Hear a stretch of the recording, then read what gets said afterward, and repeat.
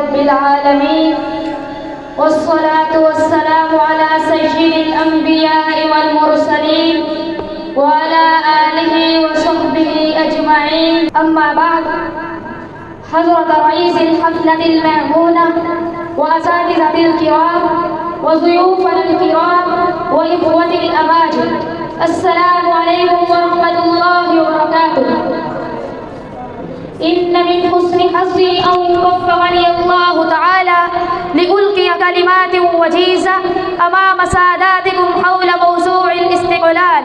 إخوة الإيمان، قد مرت على بلادنا العزيزة عصور مسلمة قائمة السواد، احتلال واستعباد وظلم وفساد وطغيان واستبداد، أذل النفوس الكريمة وأضعف الأخلاق الكريمة وأسود الحضارة الشرقية وشفه كل ما له علاقة بهوية الإسلام.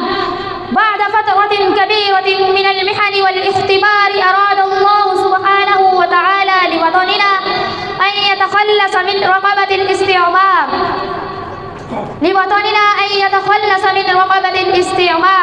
فهيأ لذلك الأسباب قاعدا عظيما ضحى بالغالب النفيس في سبيل تحرير بلدنا الجميل، وقام الشعب الإسلامي بتضحيات كبيرة، وقدم علماء الأمة أرواحهم الطيبة في سبيل الحرية والإسلام، فاستجاب الله للعمل الصادق وحقق على أيديهم ما لم يكن في الحسبان، فأسست بلدة طيبة عزيزة على التقوى أساسها لا إله إلا الله، وهي شجرة طيبة أصلها ثابت وفرعها في السماء.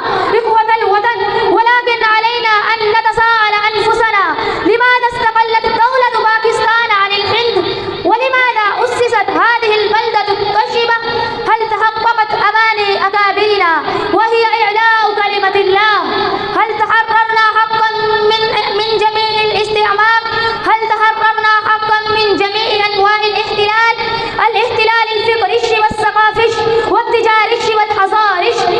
إن مسؤوليتنا بالنسبة ليوم الاستقلال كبيرة، أو رضينا بالاستقلال السياسي فقط، أن نذكي روح التعاون والتصامن والإخاء، وأن نكفي أواصر المودة والتلاهم، وأن نأخذ العبر والدروس من الماضي لأجل العمل في الحاضر، وأن نسعى في تجديد أعمال المواطنين وأمانيهم، وأن نتقدم بهذا البلد نحو التقدم والرقي والازدهار في ظل الثوابت الإسلامية والمقدسات الدينية والحضارة الشرقية.